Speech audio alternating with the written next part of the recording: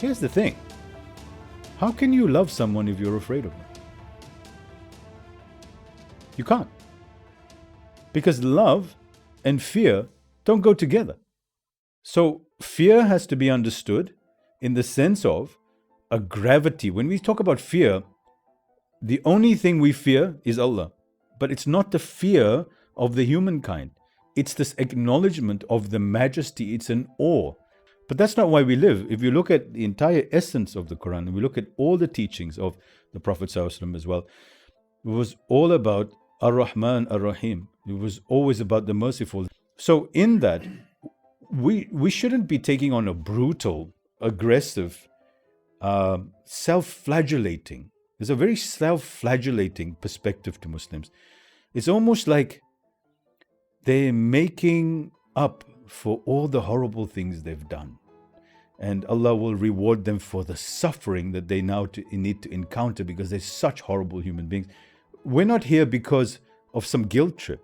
We're not here because someone did something in the past and now we're being so kind because we were so horrible.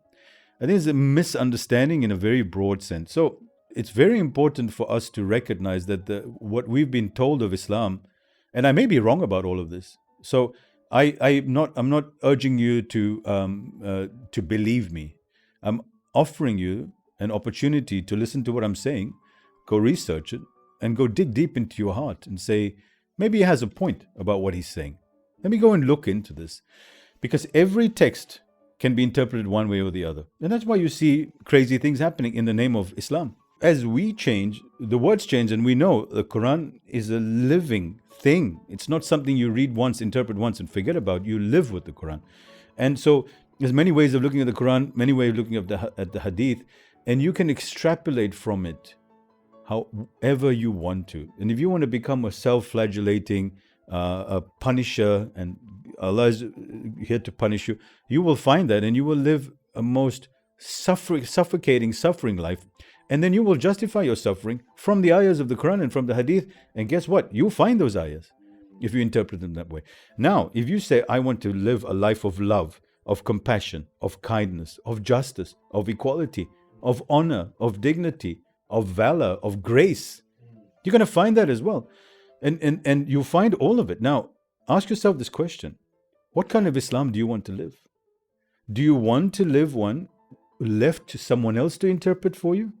Or do you want to make Islam something living? So you need to welcome the stranger because you are the stranger. If you're not prepared to be the stranger, then you're a sheep. And then you're going to go one day back to wherever you came from, back to Allah, and you're going to say, well, I didn't know any better. And that's not the reason you're here, to go and blame somebody else. Because your parents, your society, and people say, nobody insisted I listened to you. Nobody insisted you listen to me. You should have come up with your own thing. And now you're saying, well, I thought it was all suffering. And now where's my heaven? I've been waiting for it because I suffered long enough. Give me my heaven. This is what I came for. And maybe you don't get it. Then what a waste of time it would have been that you suffered all your life. So let's look at what living Islam is in my interpretation, not the general interpretation. I'm not asking anyone to move away from anything they believe in. To me, the way I understand Islam from my research, and I may be deluding myself, but I can as well tell you that those people that think Islam is something else are also deluding themselves, because we will never get the correct interpretation. There's the Sharia. Nobody's questioning that. The right and the wrong in the Sharia, great. But how do I want to live? Now, does Islam have all the answers? No, it doesn't. Life has the answers. You have the answers. Islam is a guide. It is the outer form.